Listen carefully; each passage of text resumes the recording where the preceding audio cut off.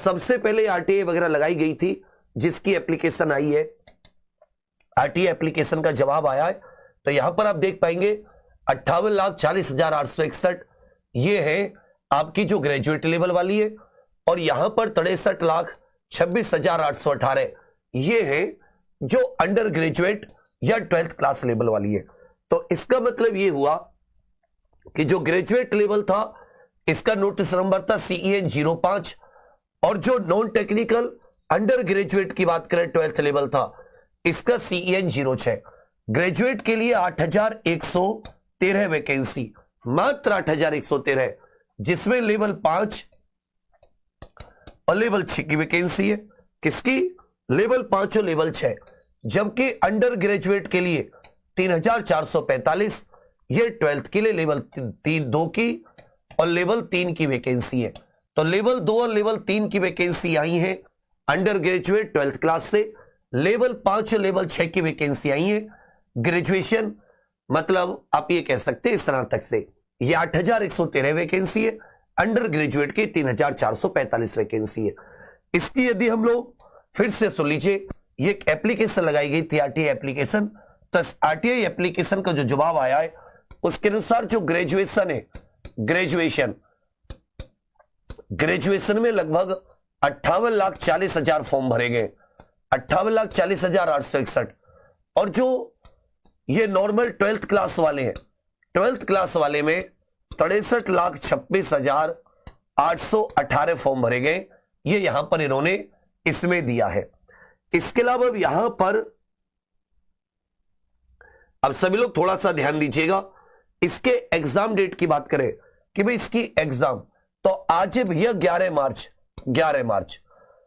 Railway का एक pattern है एग्जाम डेट घोषित करने का कि रेलवे लगभग एक माह पहले, लगभग कितने, एक माह पहले किसी भी CBT 1 या CBT 2 कोई भी हो, ये CBT 1 या CBT 2 की डेट्स घोषित करता है। तो डेट्स कितने दिन पहले घोषित करता है? तो आप कहोगे सर डेट्स एक माह पहले घोषित करता है। आज 11 मार्च हो गई, इसका मतलब ये तो क्लियर है कि 10 अप्रैल तक तो एग्जाम नहीं है, 10 अप्रैल के बाद ही एग्जाम है।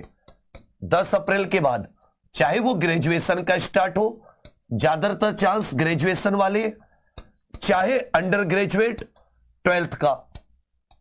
लेकिन ये क्लियर है कि ये जो है ये कम से कम 10 अप्रैल के पहले नहीं है, ये 10 अप्रैल के बाद है।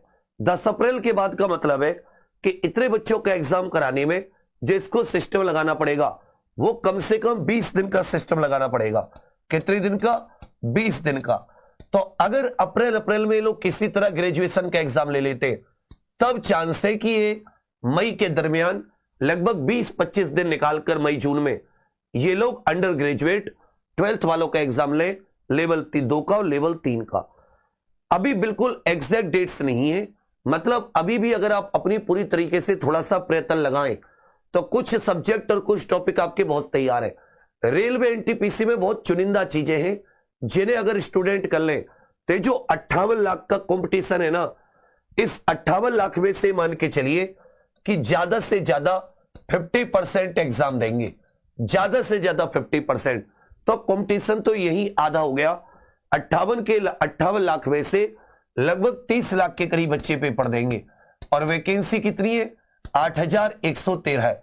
लेकिन एनटीपीसी की खासियत है, इसकी खासियत अगर तुम मुझसे पूछो, और मुझसे क्यों पूछो, क्योंकि मैंने इसका 2019 में हम लोगों ने सबसे ज्यादा इसका सिलेक्शन दिए, सबसे ज्यादा पढ़ाई करी है, पढ़ाई कराई है, इसके एग्जाम डेट के लिए भी खूब आंदोलन करी है।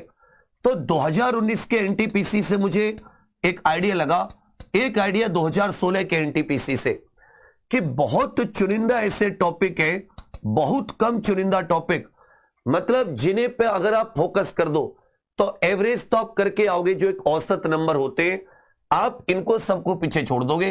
क्योंकि ज्यादातर बच्चा जो जाता है वो, क्योंकि ज्यादा सब लोग अभी से पढ़ाई नहीं कर रहे, वो केवल उठेंगे, मुंह उठाएंगे, और लोग ज्यादातर इसलिए चले जाते हैं कि चलो फॉर्म भरा था, 400 रुपए तो वापस आ जाएंगे, 250 रुपए तो वापस आ जाएंगे। लेकिन वो जो तैयारी होती ना, वो करने वाले बहुत कम होते हैं। इसमें अगर वो चुनिंदा टॉपिकों पे आपने और थोड़ी सी पकड़ बना ली, कम से कम 20 क्वेश्चन का अंतर करके आओगे। सीबीटी 1 में, सीबीटी 2 में कम से कम 20 क्वेश्चन का। तो इसके वो चुनिंदा टॉपिक आदि पर भी बात करेंगे, थोड़ा सा यहां पर ध्यान देना। इसका जो पेपर पैटर्न है सीबीटी 1 के लिए, ग्रेजुएशन की सीबीटी 1 अलग, अंडर ग्रेजुएट की सीबीटी 1 अलग, फिर सीबीटी 2, दोनों लेवल की अलग अलग सेपरेट लेकिन कॉमन, सभी पोस्ट के लिए कॉमन। अब यहां पर आप देखोगे तो इसमें रीजनिंग के, इसमें मैथ्स के 30 क्वेश्चन, रीजनिंग के 30 क्वेश्चन और जीके के 40 question. 100 question 100 number, 90 minute, 1/3 negative marking, सही के लिए 1 नंबर और गलत के लिए 1/3 नंबर नेगेटिव। इसी प्रकार आप सीबीटी 2 देखोगे तो इसमें सीबीटी 2 की खासियत क्या है कि जो ग्रेजुएट वाला सीबीटी 2 है, जो ग्रेजुएशन लेवल है, इसकी जितनी पोस्ट है, जो भी लेवल 5 की और लेवल 6 की पोस्ट है, उनके लिए एक कॉमन सीबीटी 2 होगा। ठीक है भैया। इसी प्रकार जो 12th लेवल की है, 12th लेवल में लेवल 2 और लेवल 3 की वैकेंसी थी, इनके लिए अपना अलग से सेपरेट कॉमन सीबीटी 2 होगा। पहले हर लेवल के लिए सीबीटी 2 अलग होता था, अब क्या है, कॉमन ही होगा। लेवल 5-6 के लिए कॉमन, लेवल 2-3 के लिए कॉमन। इसमें मैथ्स और रीजनिंग के 5-5 क्वेश्चन बढ़ जाते हैं, जहां सीबीटी 1 में 30-30, यहां पर 35-35, और जीके के जहां सीबीटी 1 में 40 थे, यहां 50 हो जाते हैं। 120 में से फाइनल मेरिट, 120 नंबर, सही के लिए 1 नंबर, गलत के लिए 1/3 नेगेटिव और 90 मिनट। इसका जब स्कोर निकालेंगे तो इसको ये लोग स्केलिंग कर देते, 120 नॉर्मलाइज्ड 100 नंबर पर, और फिर उसी के आधार पर सबका स्कोर निकालकर मेरिट लगाते। ये है जान। उसके अलावा जैसे कुछ वैकेंसी स्टेशन मास्टर वगैरह की ये सब होती है, तो इनके लिए का टेस्ट और होता है साइको वगैरह का, वो अलग से। पर कहने का मेरा अर्थ है कि अगर आप यहीं पर आपने फोकस नहीं मारा तो यहां से आप अगले चरण में कैसे पहुंचोगे। तो एक बात तो क्लियर है कि वैकेंसी भी कम है, दूसरी बात फॉर्म भरने वालों की संख्या बहुत ज्यादा है। अभी भी प्रति वैकेंसी बहुत टफ कंपटीशन है। इसमें अगर आप पिछली बार का भी देखें तो चाहे जनरल कैटेगरी की आप देख ले सीबीटी 1, सीबीटी 2 में, और अब किसी भी जोन का इसमें देख के चले तो आपको इसमें ऑलरेडी ये समझ में आएगा कि पहले जो इसमें लगी हुई है लेवल 2, लेवल 3, लेवल 5, लेवल 6, इसकी जो कट ऑफ है ये ऑलरेडी सीबीटी 1 में बहुत ज्यादा हाई जाती है, कुछ जैसे तिरुवनंतपुरम इत्यादि इनको छोड़कर। लेकिन बाकी आप देखोगे तो आपको समझ में आएगा ये तो 70% से बहुत ऊपर है, ये तो 70% से। इसी तरह सीबीटी 2 की तो चलो अभी छोड़ भी देते, सीबीटी 2 तो आगे की बात है। एक फायदा क्या है, सीबीटी 1, सीबीटी 2 का जो एक सिलेबस है वो कॉमन है, उस पर भी आपको ध्यान देने की आवश्यकता है। इसी तरह देख लो जो मेन से जहां से ज्यादा फॉर्म भरे जाते हैं, जैसे कोलकाता हो गया, मुंबई हो गया, तो यहां पर जो वैकेंसी है वो जितनी अच्छी पोस्ट उसके हिसाब से वैसे कट ऑफ अलग अलग लेवल का। तो मतलब इसमें कट ऑफ थोड़ा सा स्टैंडर्ड पहले से रहता है, चाहे वो सीबीटी 1 की बात हो, चाहे वो सीबीटी 2 की बात हो। तो आपको यहां पे पहले से तय करना पड़ेगा कि मेरे जो सीबीटी 1 में मार्क्स तो कम से कम, चाहे मैं किसी भी जोन से भरूं, वो कम से कम 80% रॉ मार्क्स तो मेरे जरूरी हो। 80% रॉ मार्क्स का मतलब है चाहे मैं कोई भी सीबीटी 1 में बैठूं, सीबीटी 2 में बैठूं, इससे नीचे का तो रिस्क लेना मतलब बहुत बड़ा रिस्क लेना है, जितनी आप मेहनत करो। और इस तक पहुंचने के लिए अभी आप क्या करोगे, अभी जो आप पढ़ाई कर रहे हो, अभी आप जो पढ़ाई कर रहे हो उससे भी आप पहुंच सकते हो, बस आप इसमें कुछ अपने टॉपिक ऐड कर लो। आराम से आप 60 से 70% ले आते हो, ऐसा नहीं कि आपको कुछ नहीं आता, आराम से आप 60-70% बहुत सारे स्टूडेंट ले आते। बस आपको ये 10-15-20% ही तो ऊपर बढ़ना है बच्चा। 10-15-20% का मतलब क्या है, केवल आपको 10-15 क्वेश्चन और सही करने हैं। ये बात समझ में आ रही है, केवल 10-15 क्वेश्चन और सही करने तो आप वहीं पहुंच गए। ऐसा नहीं कि आप जीरो, आप अभी भी 50-60-70% लेकर आते हो, इसी को बस बढ़ाना है। तो अपने ऊपर जरा भी डाउट मत करो, आप ही करोगे। इसमें गणित में भी, मैथ्स में भी कुछ टॉपिक है, रीजनिंग में भी कुछ टॉपिक है, और जीके में तो कम से कम आप जो 40 में से करके आओगे वो 22, 23, 24 अटेम्प्ट करके आओगे। इसमें आराम से आप 35-36 के करीब अटेम्प्ट कर सकते हो। थोड़ी सी एक प्रोग्रामिंग को लाना पड़ेगा CBT 1 में, CBT 2 में भी 42-43 मार सकते हो। एक छोटी सी प्रोग्रामिंग को आपको अपने उन टॉपिकों को ऐड करना पड़ेगा।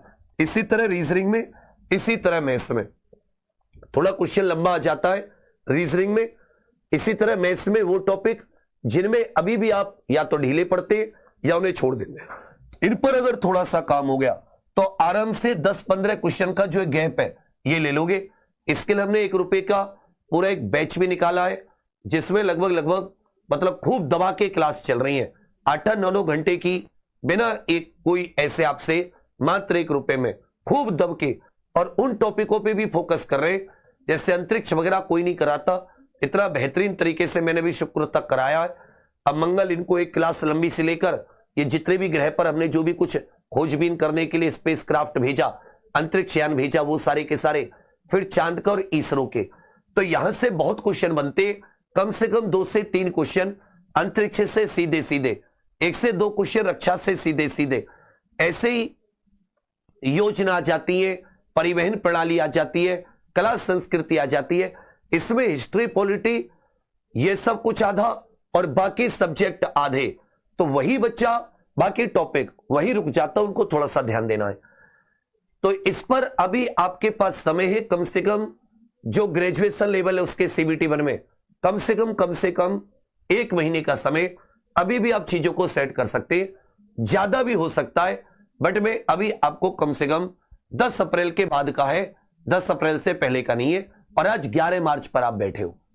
तो आप सभी लोग अपनी प्लानिंग बनाइए। एक बार मैं सिलेबस सबसे और डिस्कस करवा दूंगा, मैथ रीजनिंग का, मैम और सर लोग से, GK का सिलेबस मैं डिस्कस कर दूंगा।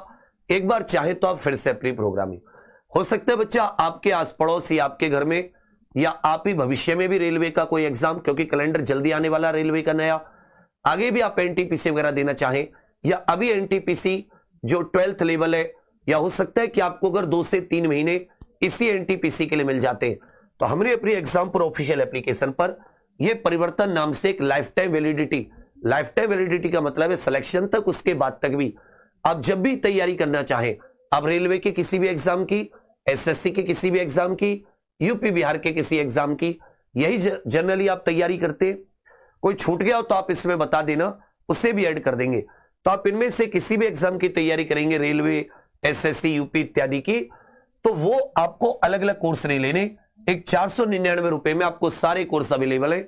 इन सब की लाइव क्लासेस 18 मार्च से फाउंडेशन बैच शुरू होगा, और मेन क्लासेस 1 अप्रैल से।